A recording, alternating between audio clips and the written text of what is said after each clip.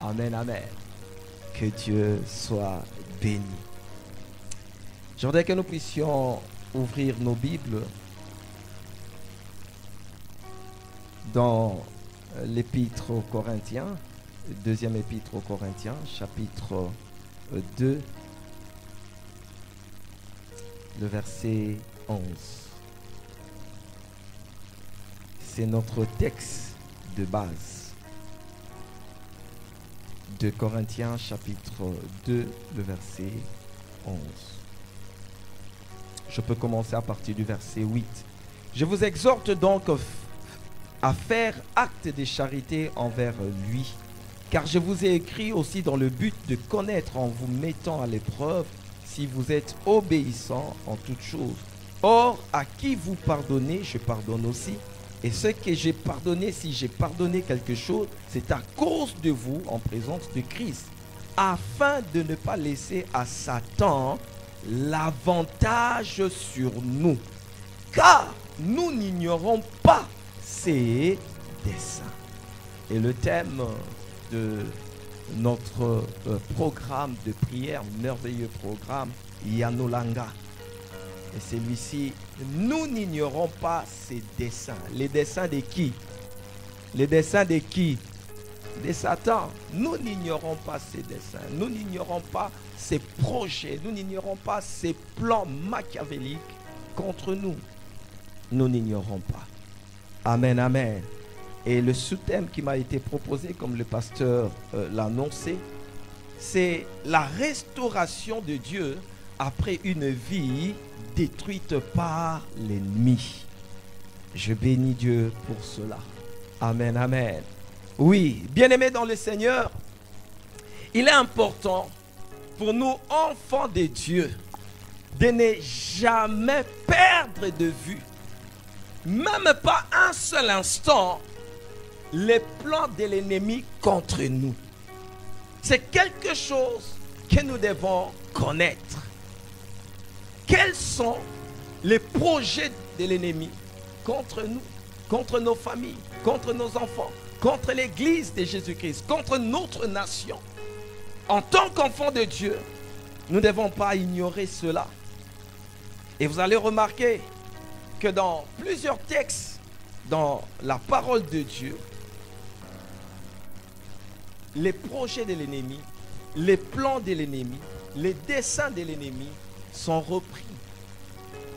La Bible met un accent particulier sur le projet de l'ennemi, sur le plan de l'ennemi. Amen, amen. Alléluia. C'est tellement clair. Plusieurs textes en parlent. Plusieurs textes. Amen, amen. C'est pour que nous ne puissions pas ignorer ce que le diable veut contre nous, ce que le diable prépare contre nos vies.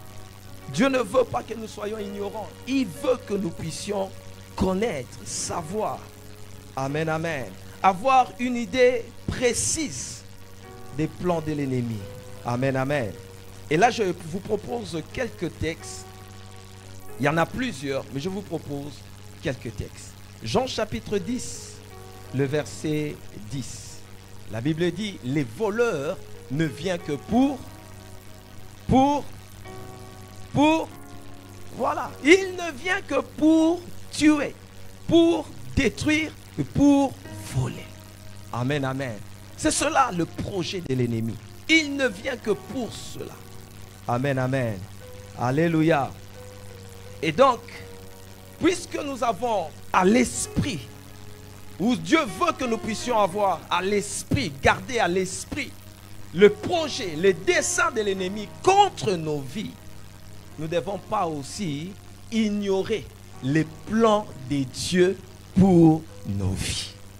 Amen, amen. Non, nous ne devons pas seulement nous focaliser sur le projet de l'ennemi, les plans de l'ennemi contre nos vies, mais nous devons aussi connaître clairement les plans de Dieu, les projets de Dieu, les desseins de Dieu pour nos vies. Est-ce que nous sommes ensemble? Est-ce que nous sommes ensemble? Et là, je vous propose quelques textes. Jérémie chapitre 29, le verset 11 déclare ceci. Est-ce que vous êtes là? Amen, amen. Alléluia. Jérémie chapitre 29. C'est un texte que nous connaissons. Je disais chapitre 29, le verset 11. La Bible déclare ceci. Car je connais les projets que j'ai formés sur vous, dit l'Éternel. Projets de paix et non de malheur, afin de vous donner un avenir et de l'espérance. C'est Dieu qui les déclare. C'est lui qui a créé le ciel et la terre, c'est lui qui les déclare. Ésaïe 54, le verset 14 et le verset 17. Ésaïe 54, le verset 14 et le verset 17. La Bible déclare ceci. Tu seras affermi par la justice, banni l'inquiétude car tu n'as rien à craindre, et la frayeur car elle n'approchera pas de toi. Le verset 17. Voici, j'ai créé l'ouvrier qui souffle le charbon au feu et qui fabrique une... c'est pas le texte que je devais prendre. Ok, c'est pas grave. Deutéronome chapitre 28, le verset 1 à 14. J'ai fait une confusion sur le texte. Deutéronome 28, le verset 1 à 14. Un texte merveilleux.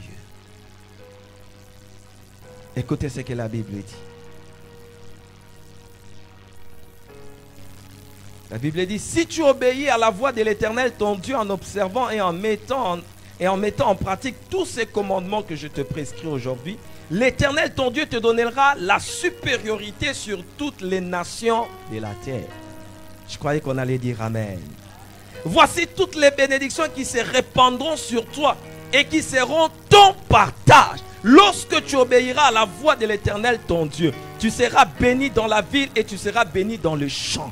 Le fruit de tes entrailles, le fruit de ton sol, le fruit de tes troupeaux, les portées de ton gros et de ton menu bétail, toutes ces choses seront bénies. Ta corbeille et ta huche seront bénies. Tu seras béni à ton arrivée et tu seras béni à ton départ. L'Éternel te donnera la victoire sur tes ennemis qui s'élèveront contre toi. Ils sortiront contre toi par un seul chemin et ils s'enfuiront devant toi par sept chemins. Et tu dois expérimenter ces choses. L'Éternel ordonnera à la bénédiction d'être avec toi dans tes greniers et dans toutes tes entreprises. Il te bénira dans le pays que l'Éternel ton Dieu te donne. Oh, est-ce que ça révolte quelqu'un? Moi, quand je lis ça, je suis révolté. Ma vie doit refléter ce que Dieu dit dans tous les niveaux. Dieu n'a pas dit pour que ces choses soient seulement lues, mais c'est pour que nous puissions les vivre. Amen, amen. Alléluia. Donc vous pouvez continuer la lecture jusqu'au verset 14. C'est cela. En résumé, les plans de Dieu, les projets de Dieu, le dessein de Dieu, c'est que Dieu veut pour toi. Amen, amen. Alléluia. C'est que Dieu souhaite que tu vives. C'est que Dieu souhaite que tu expérimentes. Est-ce que nous sommes là? Alléluia. Oui, frères et sœurs, lorsque l'ennemi a détruit, a volé, a tué, la reconstruction est possible. Amen, amen. En d'autres mots, lorsque l'ennemi vient pour détruire, lorsqu'il a volé, lorsqu'il a pris tout ce qu'il devait prendre, il a tué, eh bien, la restauration est possible. Amen, amen. Que personne ne dise, ça n'est fini pour moi. Non, la restauration est possible avec Jésus-Christ. Amen, amen. Si le diable a détruit, Jésus-Christ est capable de reconstruire. Si le diable a volé, Jésus-Christ est capable de restituer. Et de restituer d'ailleurs plus que ce que l'ennemi a volé. Amen, amen. La restauration est possible. Amen, amen. S'il a tué, la résurrection est possible. Est-ce que quelqu'un est là? Est-ce que quelqu'un est là? J'aimerais dire à quelqu'un, ce n'est pas encore fini. Si tout le monde te dit que c'est fini pour toi, ce n'est pas encore fini. Parce que ce soir, tu vivras la restauration. Amen, amen. Alléluia. Oui, la restauration est possible avec Jésus-Christ. C'est possible. Elle avait déjà été mise en place depuis l'œuvre que Christ a accomplie à Golgotha. Amen, amen. La restauration a déjà été mise en place. Voilà pourquoi Jésus-Christ cria, tout est accompli. Amen, amen. Il n'y a plus rien à faire. J'ai fait tout ce qu'il fallait faire pour que Matthieu, pour que Mireille vive pleinement la restauration. Est-ce que nous sommes là? Est-ce que nous sommes là?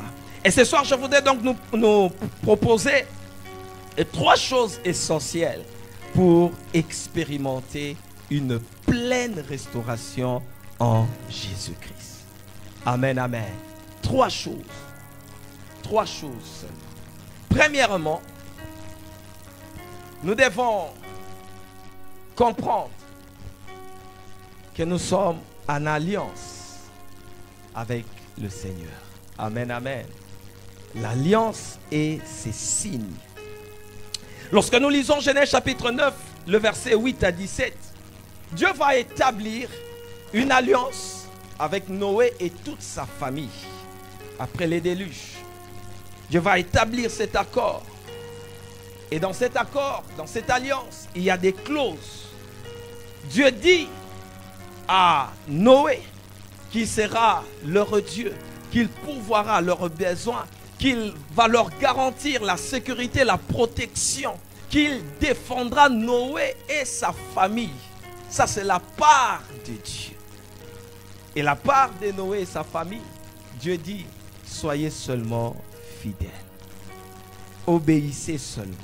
Amen, amen. Alléluia. Il établit une alliance. Il promet de délivrer, il promet de restaurer. Il promet de prendre soin, de pourvoir aux besoins, de leur accorder la paix, la joie, la sécurité. Il promet cela. De même pour nous, frères et sœurs, nous avons une alliance avec Jésus-Christ.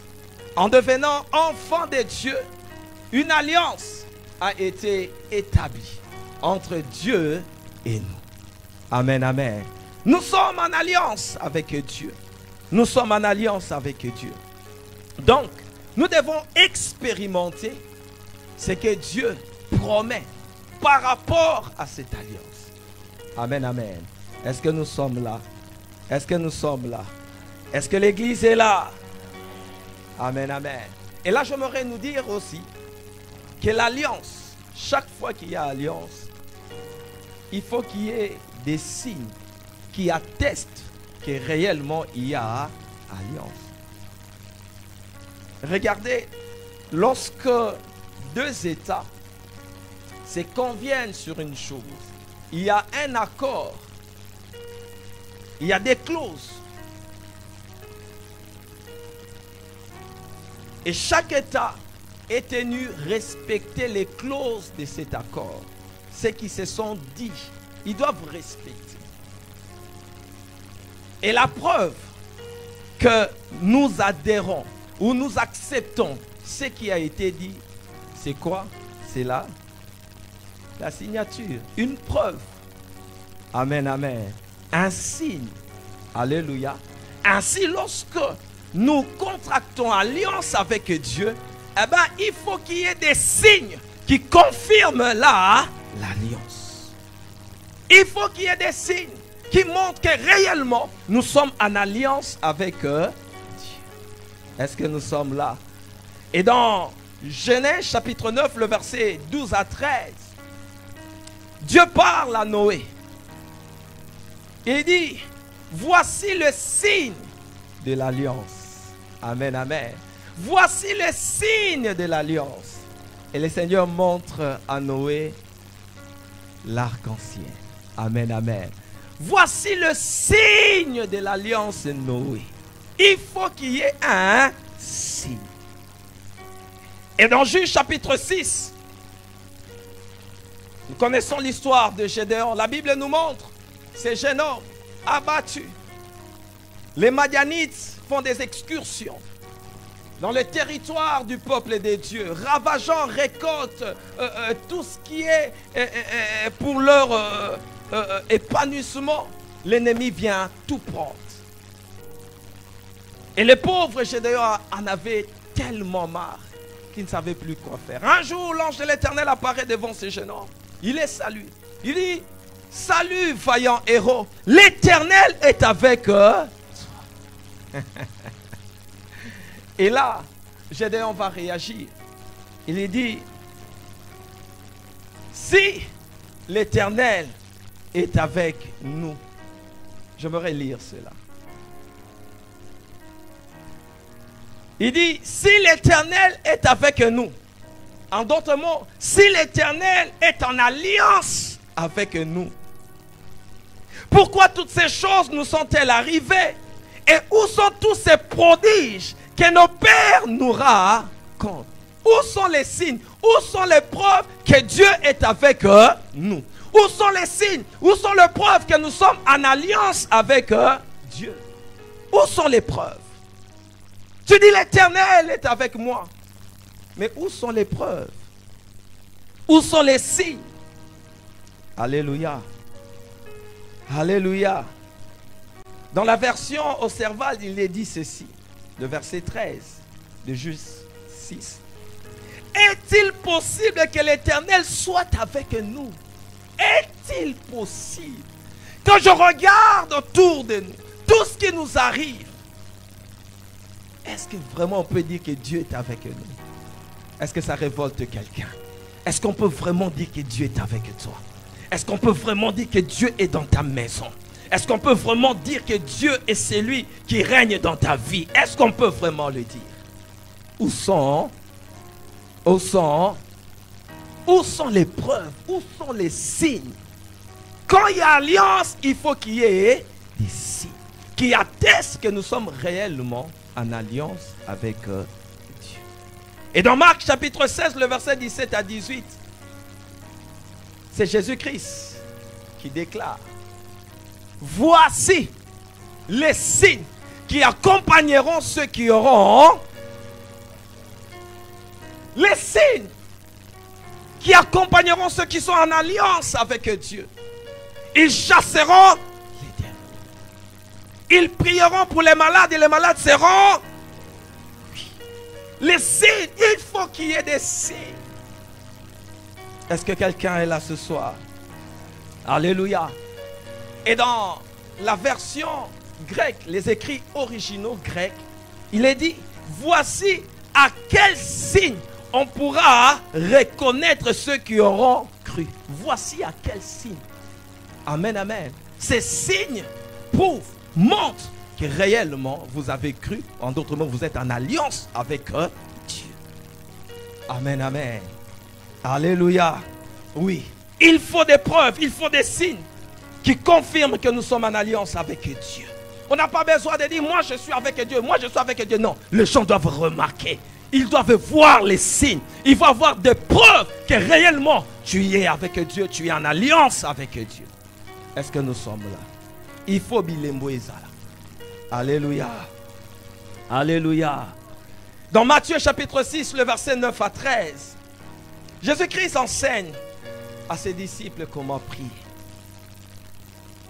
Il leur dit, quand vous priez, dites, notre Père qui est au ciel, que ton nom soit sanctifié, que ton règne vienne, que ta volonté soit faite sur la terre comme au ciel. Donne-nous aujourd'hui notre part de ces jours. J'aimerais m'arrêter là parce que je cours après les temps. Bien que tout ce qui est dit là, je peux développer cela. Mais je voudrais prendre la dernière partie. Donne-nous aujourd'hui notre pain de ces jours. Alléluia. Alléluia. Dites-moi, le pain dont nous désirons, selon la pensée de Matthieu 6, 9 à 13. Le pain que nous désirons, nous devons le recevoir quand? Nous devons le recevoir quand? Quand? Non, mais la Bible le dit, n'allez pas chercher. Jésus dit, dites, donne-nous aujourd'hui notre pain de ce jour. Donc, le pain que nous désirons, nous devons le recevoir quand? Ce n'est pas moi qui le dis, c'est Jésus qui le dit. Il est dit, quand vous priez, dites, donne-nous aujourd'hui notre pain du séjour. C'est aujourd'hui. Le pain d'aujourd'hui, ce n'est pas demain. C'est-à-dire le besoin d'aujourd'hui doit être satisfait aujourd'hui. Est-ce que nous sommes là? Oh, je dis déjà à quelqu'un, si toi tu es malade aujourd'hui, ta guérison c'est aujourd'hui. Ce n'est pas à reporter, c'est aujourd'hui. Non, tu n'as pas encore compris. Alléluia. Oui, s'attendre à Dieu aujourd'hui, c'est aussi un signe qu'on est en alliance avec Dieu. Amen, amen. Alléluia. Trop souvent nous pensons que Dieu est seulement le Dieu de plus tard. Il agit plus tard. Il fera demain. Je me retenir que Dieu est aussi le Dieu d'aujourd'hui. Amen, amen. Alléluia. Dieu est aussi le Dieu d'aujourd'hui. Alléluia. Alléluia. C'est aujourd'hui, pas demain. Ce que tu attends Dieu faire dans ta vie, ce que tu veux expérimenter avec Dieu, ne ramène pas ça pour demain. C'est aujourd'hui. Alléluia. C'est aujourd'hui. C'est aujourd'hui, c'est pas demain. Dieu n'est pas seulement le Dieu de demain. Non, ne prie pas pour recevoir demain. Prie pour recevoir aujourd'hui. Est-ce que nous sommes là? Est-ce que nous sommes là? C'est aujourd'hui. Amen, amen. Est-ce que quelqu'un peut dire encore aujourd'hui? Hébreux chapitre 4, le verset 7. La Bible dit, Dieu fixe à nouveau un jour qui s'appelle lundi, mardi, mercredi, jeudi, n'est-ce pas? N'est-ce pas? Lisez la parole de Dieu. La Bible dit, Dieu fixe à nouveau un jour aujourd'hui. Ce n'est pas lundi, ce n'est pas mardi, ce n'est pas mercredi, ce n'est pas jeudi, vendredi, samedi, dimanche, mais c'est aujourd'hui. Le jour que Dieu a fixé pour te visiter, c'est Est-ce que tu le crois? C'est aujourd'hui. C'est aujourd'hui. Dis à quelqu'un, c'est aujourd'hui. Dis-le lui encore, c'est aujourd'hui. Regarde dans Genèse chapitre 22, le verset 14. Il est écrit, aujourd'hui, à la montagne de l'Éternel, il sera pourvu. C'est aujourd'hui, qu'il en soit ainsi pour toi. C'est aujourd'hui, c'est aujourd'hui, c'est aujourd'hui. Pas demain, c'est aujourd'hui. Alléluia. Répète encore aujourd'hui. Dans Exode chapitre 14, le verset 13, la Bible déclare, c'est Dieu qui parle à Moïse. Il dit, les Égyptiens que vous voyez aujourd'hui, vous ne le reverrez plus. C'est quand? C'est quand? C'est quand? C'est aujourd'hui. C'est aujourd'hui. C'est aujourd'hui. C'est aujourd'hui que tes ennemis, tous ceux qui complotent contre toi, tous ceux qui te combattent, tomberont à tes pieds. C'est aujourd'hui. Est-ce que tu es là? Ce n'est pas demain, frère. C'est aujourd'hui. Dis encore aujourd'hui. Dis encore aujourd'hui. Deutéronome 9:3 déclare ceci. Sache aujourd'hui que l'Éternel ton Dieu marchera lui-même devant toi comme un feu dévorant. Qu'il en soit ainsi pour toi. C'est aujourd'hui. C'est aujourd'hui que le Seigneur se lève et il décide de marcher devant toi comme un feu dévorant. Ce n'est pas demain, c'est aujourd'hui. Et dans Josué chapitre 3, le verset 7, la Bible dit, Dieu parle à Josué, il dit, aujourd'hui, je commencerai à t'élever aux yeux de tout Israël. C'est aujourd'hui. J'aimerais dire à quelqu'un, ton élévation là, ce n'est pas l'affaire de demain. Ce n'est pas l'année prochaine. C'est aujourd'hui. Dieu te fait entrer dans une saison d'élévation. Dieu te fait entrer dans une saison d'élévation. Je dis encore, Dieu te fait entrer dans une saison d'élévation aujourd'hui. Est-ce que tu es là? Est-ce que tu es là? La deuxième chose que nous devons souligner pour vivre une pleine restauration, c'est Nous devons avoir la bonne attitude devant les obstacles. Avoir une bonne attitude devant les obstacles.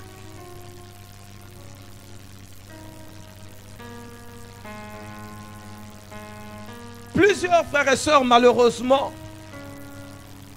n'expérimentent pas une pleine restauration dans leur vie. Pourquoi? Parce qu'ils n'adoptent pas la bonne attitude pendant l'épreuve. Alors qu'ils sont face aux obstacles, à l'opposition. Ils n'adoptent pas la bonne attitude. Malheureusement, plusieurs décident d'abandonner, de baisser les bras, de se décourager. Beaucoup font le choix de ne plus prier, de quitter l'église. Mauvais choix, mauvaise attitude. Amen, amen.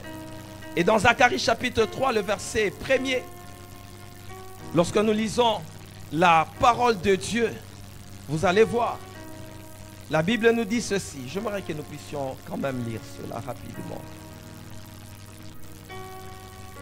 Et nous allons prendre du temps pour prier, parce que c'est une semaine de prière.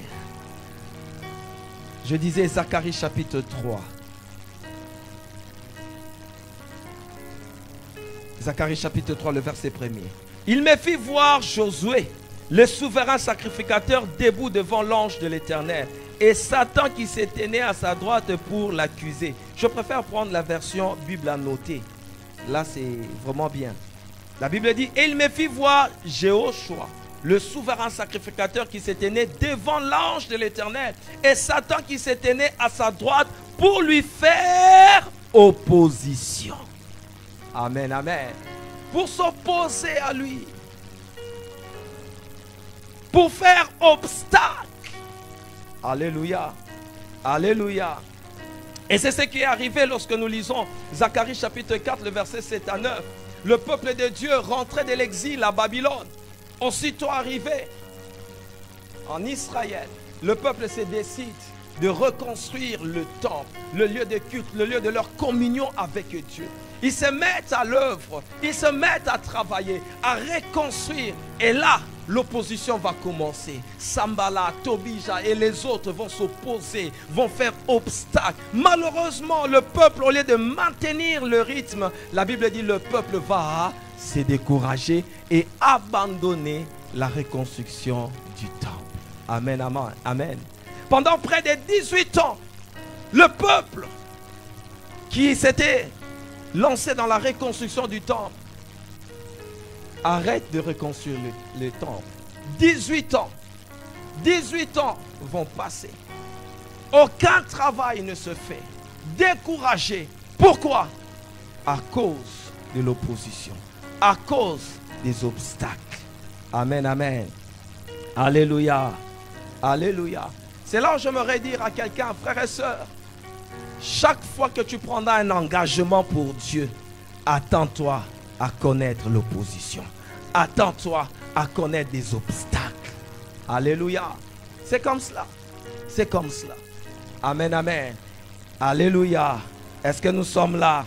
Oui. L'opposition, les obstacles ont amené le peuple de Dieu à abandonner la reconstruction du temple. Alléluia. Ils ont abandonné les travaux. 18 ans durant, plus rien ne se faisait. Alléluia. Oui, face aux moqueries, à la conspiration, au complot, au compromis, à la calomnie, Israël a choisi de tout laisser tomber, de tout abandonner. Amen, amen. On se moque de vous, on vous calomnie, on vous accuse injustement. Oui, ces choses arriveront. Mais prenez la décision de persévérer. Amen, amen. Persévérer, adopter la bonne attitude. Et nous allons voir cela. C'est là où j'aimerais dire, frères et sœurs, que la restauration sera toujours précédée d'obstacles, précédée d'opposition. Amen, amen. Vous ne vivrez jamais une pleine restauration sans passer par les obstacles, sans passer par l'opposition. Est-ce que nous sommes là? Est-ce que nous sommes là? Ces choses arriveront. Et d'ailleurs, ici, vous connaissez déjà ces choses. Alléluia. Les gens parleront. Les gens diront des choses. Ils inventeront des choses sur vous. Mais vous, persévérez. Amen, amen. Alléluia. Alléluia. Oui, frères et sœurs, ne soyez pas troublés. Ne soyez pas effrayés. Lorsque vous ferez face aux obstacles, lorsque vous serez devant l'opposition, que ces choses ne vous fassent pas peur. J'aimerais vraiment encourager quelqu'un ce soir. Ne sois pas découragé. Et aussi, ne cherchez pas à ce que les obstacles soient ôtés pour que vous puissiez avancer. Des fois, Dieu ne permettra pas que les obstacles soient ôtés. Amen, amen. Trop souvent, Dieu ne permettra pas que les obstacles soient ôtés. Il va permettre que les obstacles soient là. Amen, amen. N'attendez pas que les obstacles soient ôtés pour avancer. Non. Vous risquerez de perdre votre temps. Parce qu'il arrive trop souvent que Dieu laisse à leur place les obstacles. Amen, amen. Alléluia. C'est ce qu'il fait souvent. Dans Exode chapitre 4, le verset 21, regardez. C'est Dieu qui parle. J'aimerais que nous puissions lire rapidement.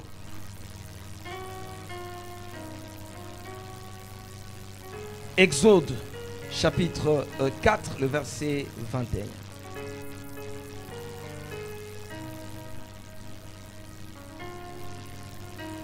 Écoutez ce que la Bible dit. Et l'Éternel dit à Moïse, en temps... Non, je prends... Voilà la version seconde, c'est mieux. L'Éternel dit à Moïse, en partant pour retourner en Égypte, vois tous les prodiges que je mets en ta main. Tu les feras devant Pharaon et moi, j'endurcirai son cœur. J'endurcirai son cœur. Obstacle. Et il ne laissera point aller le peuple. Amen, amen. Et au verset 7, au chapitre 7, pardon. Verset 3, il est dit, et moi, j'endurcirai le cœur de Pharaon, obstacle, et je multiplierai mes signes et mes miracles dans le pays d'Égypte. Amen, amen. Quelqu'un comprend quelque chose? Dieu dit, j'endurcirai le cœur de Pharaon. Il ne vous laissera pas partir. Et pendant que j'endurcirai son cœur, moi, je multiplierai mes signes, mes miracles dans le pays d'Égypte. Qu'est-ce que nous pouvons comprendre? Les obstacles, l'opposition. Notez ça très bien. Les obstacles, l'opposition servent à multiplier les signes et les miracles de Dieu. Vous n'avez pas bien compris. Alléluia. Alléluia. En d'autres mots, plus qu'il y aura d'obstacles, plus il y aura opposition, plus il y aura aussi,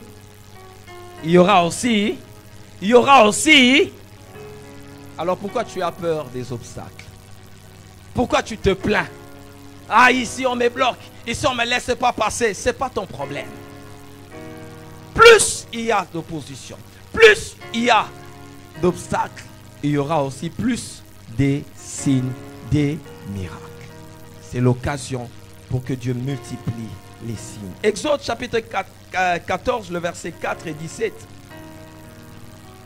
Dieu fait comprendre à Moïse que Pharaon et toute son armée vont servir à faire éclater sa gloire.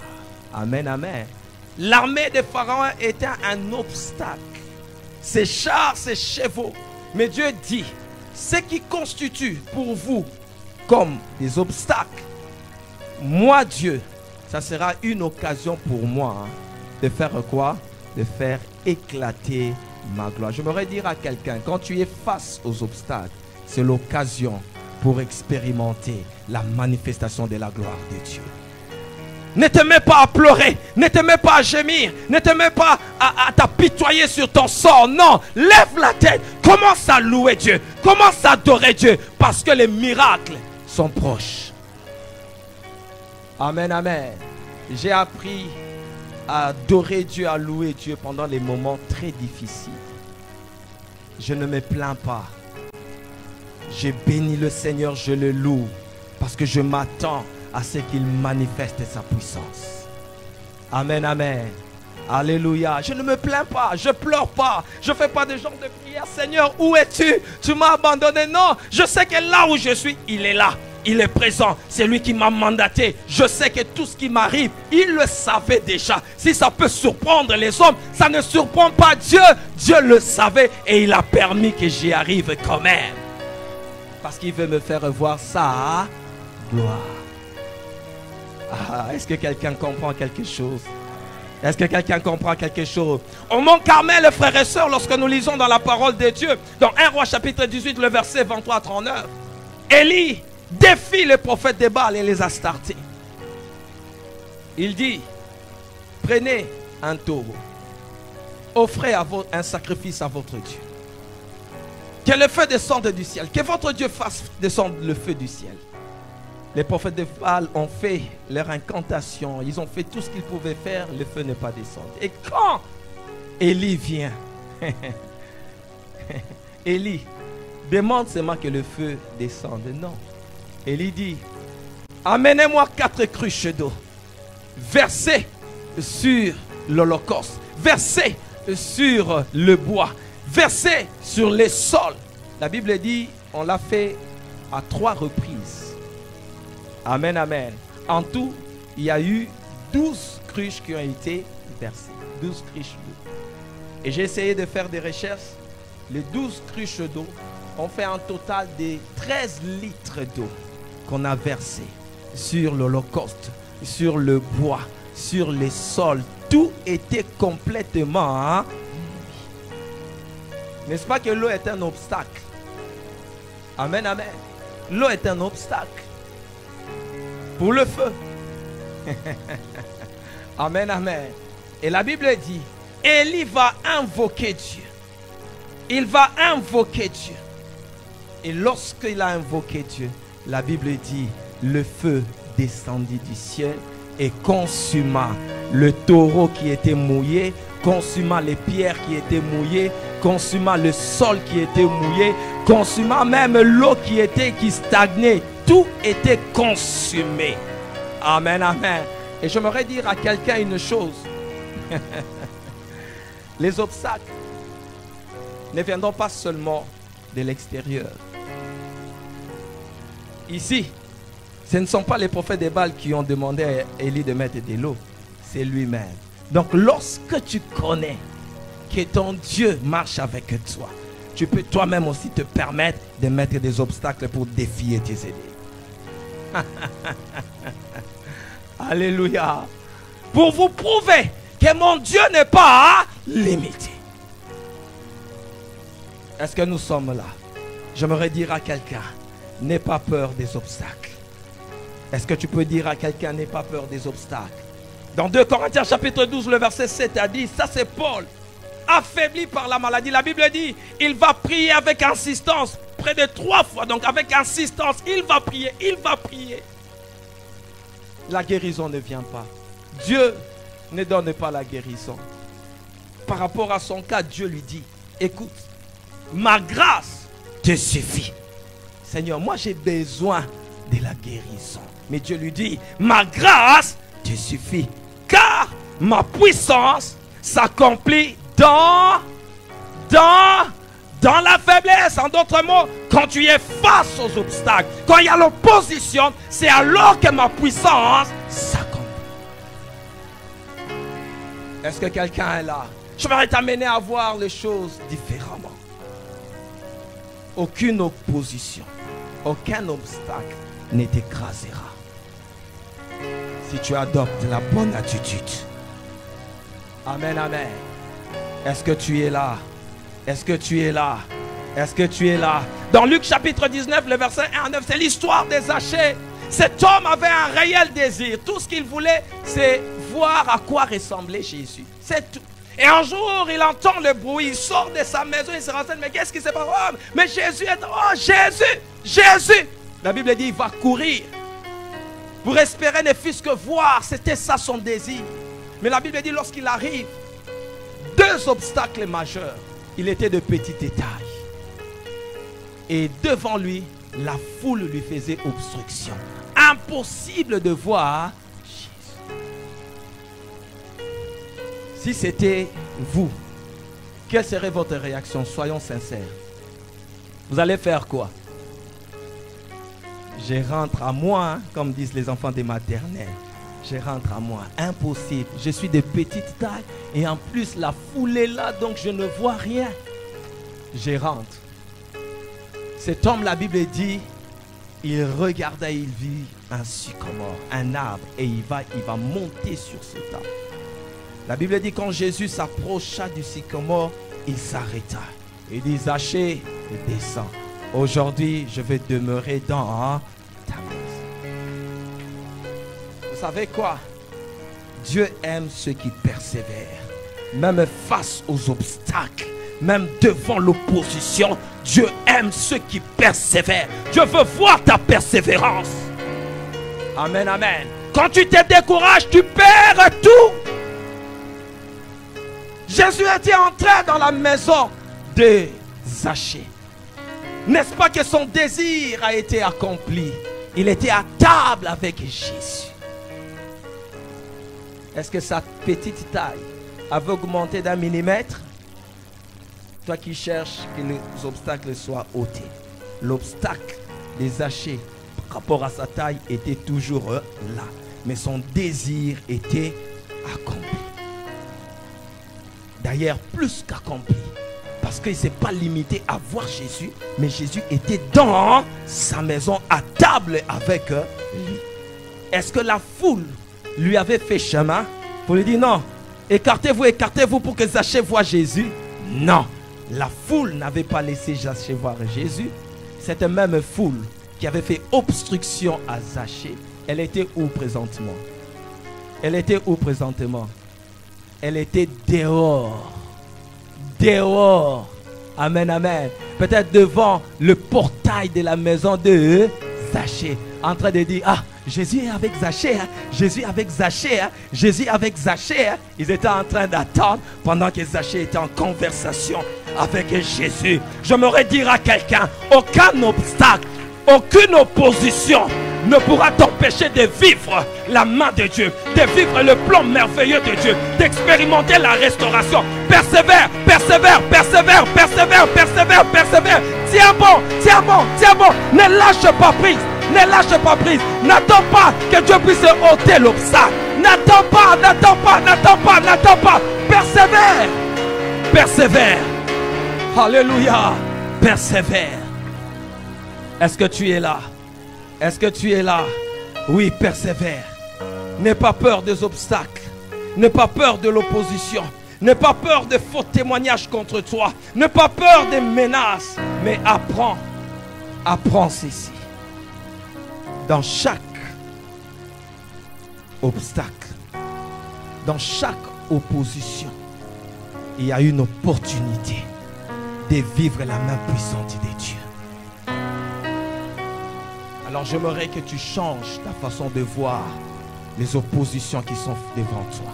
Change ta façon de considérer les obstacles qui sont devant toi. Ce sont des opportunités pour voir la main de Dieu. Est-ce que tu es là ce soir? Est-ce que tu es là ce soir? Troisième chose, c'est par là que nous allons finir. Notre position dans le combat spirituel. Oui, le sous-thème qui nous a été donné ou même le thème nous renvoie dans les réalités du combat spirituel. Le combat spirituel, les amis, est réel, est biblique. Amen, amen. Et l'Église, enfant de Dieu que nous sommes, nous devons en prendre conscience. Le combat spirituel est réel. C'est une vérité biblique. Et le combat spirituel n'a pas commencé avec nous. Le combat spirituel a commencé avant même la création du monde. Alléluia. Alléluia. Lorsque Lucifer a voulu confronter Dieu. Amen, amen. C'est là où le combat spirituel a commencé. Et la Bible nous parle de toutes ces vérités. Et depuis qu'il a été précipité sur la terre, Lucifer, Satan, l'ennemi, notre adversaire, s'est juré de nous faire la guerre. Amen, amen. Toucher à tout ce qui est intérêt de Dieu. Alléluia. Alléluia. Et nous devons connaître aussi quelles sont les cibles de l'ennemi dans le combat spirituel. Lorsque nous lisons Job chapitre 1er, le verset 1 jusqu'au chapitre 2, le verset 1 à 7, nous voyons là les cibles de l'ennemi dans le combat spirituel. Premièrement, le diable attaque nos familles. Nous voyons cela avec Job. Job chapitre 1er, le verset 9 à 11, le verset 18 à 19. Il dit à Dieu, tu l'as béni, tu lui as donné des enfants, tu lui as donné ceci, mais touche seulement à ce qui lui appartient. Touche à ses enfants, tu verras. Les enfants représentent la famille. Amen, amen. Je ne saurais pas aller dans les détails.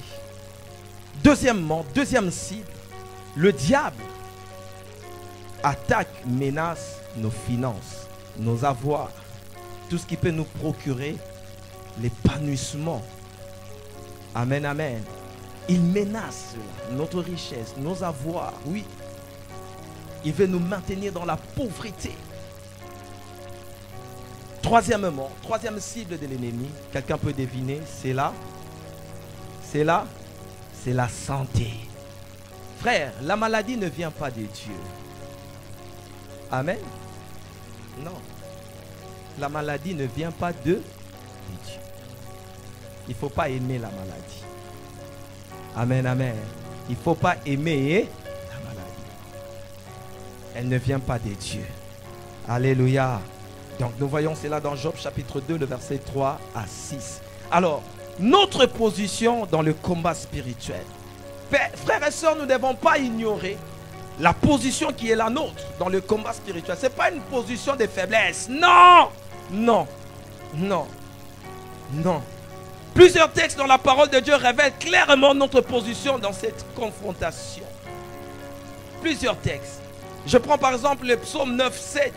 La Bible dit que 1000 tombent à ton côté et 10 000 à ta droite, tu ne seras. Position de force. Dans Jérémie chapitre 1, le verset 19, il est dit, ils te feront la guerre, mais ils ne te vaincront pas, car je suis avec toi pour te délivrer, dit. Position de force. Dans Luc chapitre 10, le verset 19, il est dit, je vous ai donné le pouvoir de marcher sur le serpent, sur toute la puissance de, et rien ne pourra. Dans 2 Corinthiens chapitre 10, le verset 3 à 4, là, on nous donne les armes avec lesquelles nous devons combattre. Amen, amen. Alléluia. Alléluia. Les armes avec lesquelles nous devons combattre ne sont pas charnelles. Elles sont puissantes par la vertu de Dieu. Est-ce que vous voyez cela? Elles sont puissantes par la vertu de Dieu pour renverser les forteresses. Aucune forteresse ne doit tenir devant nous. Nous sommes armés. Jamais dire nous sommes armés et dangereux pour le monde des ténèbres. Donne-moi un amen vrai. Je disais, tu es armé et dangereux pour le monde des ténèbres. C'est ça le problème avec les enfants de Dieu. Nous ignorons ce que nous sommes. Nous sommes armés et dangereux pour le monde du ténèbre. Est-ce que quelqu'un me suit? Alléluia. Alléluia. Et donc avec toutes ces choses, frères et sœurs, nous comprenons que notre position est une position favorable pour terrasser l'ennemi. Est-ce que vous comprenez cela? Nous avons une position favorable pour terrasser l'ennemi, pour terrasser le monde des ténèbres. Il n'y a pas à négocier avec le monde des ténèbres. Alléluia. Est-ce que nous sommes là? Est-ce que nous sommes là? Est-ce que nous sommes là? Nous avons une position non pas pour subir, mais pour faire subir des dommages au monde des ténèbres. Il y a quelqu'un qui dit, pasteur Keba. Alléluia. Oui, notre position est une position non pas pour subir, mais pour faire subir au monde des ténèbres des dommage. Alléluia. Alléluia. Alléluia. Oui, je sais ce que je dis. Le temps nous manquerait. Il faut que nous puissions prier. Alléluia. Ma fille, notre deuxième enfant, elle a 13 ans, 14 ans. Il y a une année ou deux, je crois que les pasteurs vont se souvenir, tombé malade. Et on a connu une série de maladies comme ça à la maison. Chaque dernière semaine du mois, pendant 6 mois, chaque dernière semaine du mois, nous on devait se retrouver avec des enfants à l'hôpital. 2 enfants à l'hôpital, 3, c'était comme ça. Jusqu'à ce que la dernière carte de l'ennemi, c'était que notre fille meure. Et elle était morte. Elle était morte. Elle a rendu l'âme 2 fois. La première fois, c'est le jour où nous sommes arrivés à l'hôpital. On l'amène dans la salle, dans un état critique. Et moi, je savais. Le Seigneur nous avait déjà révélé, mon épouse et moi, d'où venaient toutes ces choses. On était en prière. Ma femme venait d'accoucher notre dernier enfant. Et j'étais là. Plus de vie. J'étais seulement en train de prier. En ce moment-là, tu vas prier comment? Tu vas prier comment? Non, ils ne savent pas qu'il faut prier par déclaration. Non, non, ça ne sont pas des prières qu'il faut faire dans des moments. C'est des prières qu'on fait en ce moment-là. Ce sont des prières, tu sais que tu es en alliance avec Dieu. Tu sais qui tu es en Jésus-Christ. Et tu ne fais pas de prières du genre à supplier Dieu. Tu parles au diable.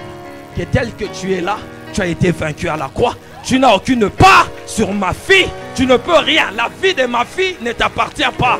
Tu n'as jamais donné la vie. À qui tu as déjà donné la vie et tu veux reprendre ce que tu as donné. Certainement pas à ma fille. Voilà pourquoi la vie de ma fille, tu ne l'auras pas. J'ai parlé à l'ennemi. C'était une confrontation et vous sentez l'oppression. Elle est revenue à elle. 2 jours après, la même chose se répète. Ma belle-mère qui était dans la chambre crie: Pasteur! Moi j'étais au robinet juste en face de la fenêtre de la chambre où était internée ma fille. J'ai compris. Si c'était toi, tu allais faire quoi? Au paniquer, au kimimbango. J'ai continué à faire ce que je devais faire parce que j'étais en train de nettoyer les habits de ma fille. Et quand j'ai fini, j'ai commencé seulement à parler en langue. Quand j'ai monté les escaliers, j'ai parlé en langue. Je ne voyais pas ma fille morte, mais je la voyais vivante. Je la voyais vivante. Je la voyais vivante. Les diables voulaient changer cela, mais moi, je voyais ma fille vivante. J'ai dit à Dieu, tu ne m'as pas envoyé en mission pour sauver les âmes de l'enfer et perdre l'âme de ma fille. Jamais.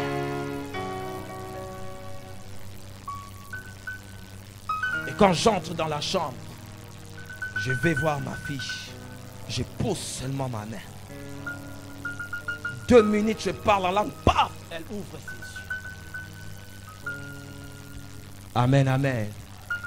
Et à la fin, on nous a transférés aux cliniques universitaires.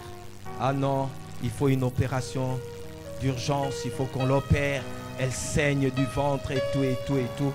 Je ne croyais pas à ces choses. Je voyais ma fille vivante, en bonne santé. On fait le transfert, on arrive aux cliniques. Premier signe de la part du Seigneur. On check l'enfant et tout ça, médecine interne et tous ces spécialistes, ils regardent. Passent les examens. Oh, mais qu'est-ce qu'on dit? Il n'y a pas de saignement à l'intérieur. Tout est normal. Tout est normal. Il n'y a pas besoin d'opérer. Il n'y a pas besoin d'opérer. Et nous sommes restés là. 3 spécialistes, gynécologues, spécialistes en gynécologie, pédiatrie et puis chirurgie. 3 spécialistes suivaient les cas de ma fille. Mais vous savez ce que la gynécologue nous a dit? Vous priez où? Vous priez.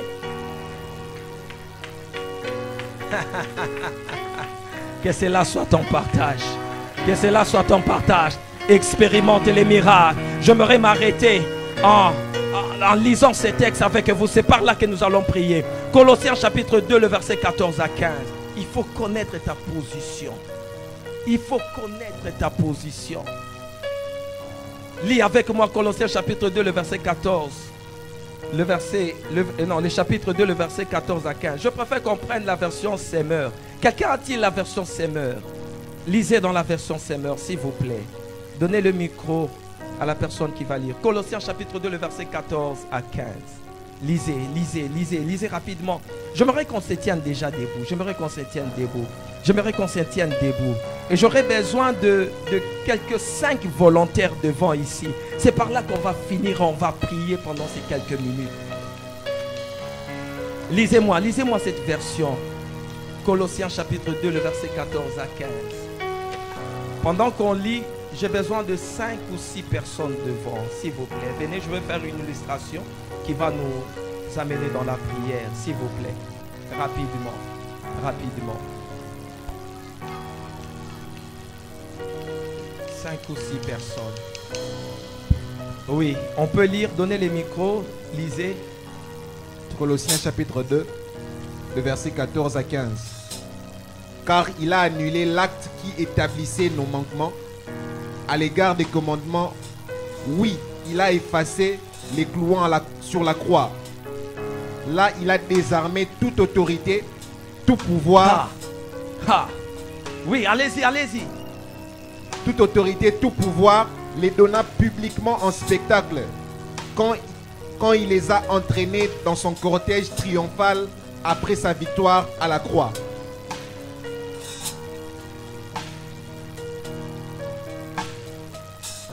La Bible dit, il a désarmé. Il a désarmé qui? Il a désarmé qui? Ça veut dire que l'adversaire qui est en face de nous, qui nous combat, est armé. Il est armé? Il est armé? Il n'est pas armé parce qu'il a été désarmé. Est-ce que nous sommes là? Est-ce que nous sommes là? L'ennemi en face de toi a été désarmé. C'est toi qui trouves qu'il peut vraiment te nuire. Or la Bible dit et rien ne pourra. Je peux avoir une dernière personne? Une dernière personne. Voilà, merci frère. Regardez, dans ce texte, l'apôtre Paul est en train de se référer aux réalités de guerre de son époque.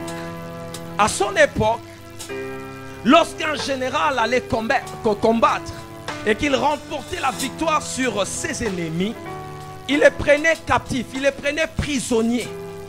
Et qu'est-ce qui se faisait? On enchaînait ces captifs, ceux qui ont été vaincus pendant la bataille, on les enchaînait. On les enchaînait. Et le général était assis sur son cheval. Il devait maintenant entrer dans la ville, faire le tour de la ville avec tous les prisonniers, toute la suite des prisonniers qu'il a fait, toutes ces armées qu'il a vaincues. Et lui, il était sur le cheval. Maintenant, ici, l'apôtre Paul ramène maintenant cette image à la réalité de la croix.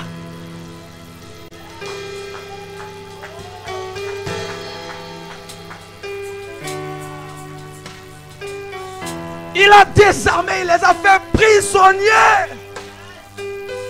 Satan a été fait prisonnier. L'esprit de célibat qui te combat, qui s'impose dans ta vie, a été fait prisonnier. L'esprit de mort qui te menace a été vaincu, a été fait prisonnier. L'esprit d'échec qui te menace, qui te combat, a été fait prisonnier. L'esprit de sécheresse qui te menace, qui fait tout pour que toi tu n'ailles pas de l'avant, a été fait prisonnier. L'esprit de mort, que tout ce que tu veux, a été fait prisonnier. Maintenant on va faire ceci. Frère, tiens-moi là. Regardez maintenant l'image. Tenez-le, frère. Tenez. Non, tenez sur le vêtement. Et permettez que ça soit moi dans le rôle de Jésus-Christ sur le cheval. Jésus-Christ a remporté la victoire. Et cette victoire est une victoire qui a été rendue publique. Elle a été rendue publique. Elle a été rendue publique. même l'enfer, Satan et ses démons savent que Satan a été vaincu. Ces démons savent que Satan a été démon. Les démons savent que Satan a été vaincu. Satan lui-même sait que tous ces démons ont été vaincus. Et Jésus-Christ est parti partout. Je ne sais pas quel est le nom de ton village. Même dans ton village, Jésus-Christ est passé pour donner la preuve que toi tel que tu es là, aucune force des ténèbres, aucune loi établie de ton clan, de ta tribu ne peut avoir d'emprise sur toi, parce que Jésus-Christ a vaincu. Jésus-Christ a vaincu. Il a vaincu la sorcellerie de ta famille. Il a vaincu la sorcellerie de ta famille. Il a vaincu les lois établies de ta famille. Il a donné une preuve. Il a donné une preuve. Il a donné une preuve. Il a donné une preuve. Et cette preuve se trouve à la croix. Et cette preuve se trouve à la croix. Est-ce qu'il y a quelqu'un qui peut maintenant parler au Seigneur? Je te demande pas de prier en demandant au Seigneur, mais prie en déclarant ta victoire. Prie en déclarant que tu es vainqueur. Prie en déclarant que tu es victorieux. Prie en déclarant qu'aucune loi établie n'a encore des droits sur ta vie.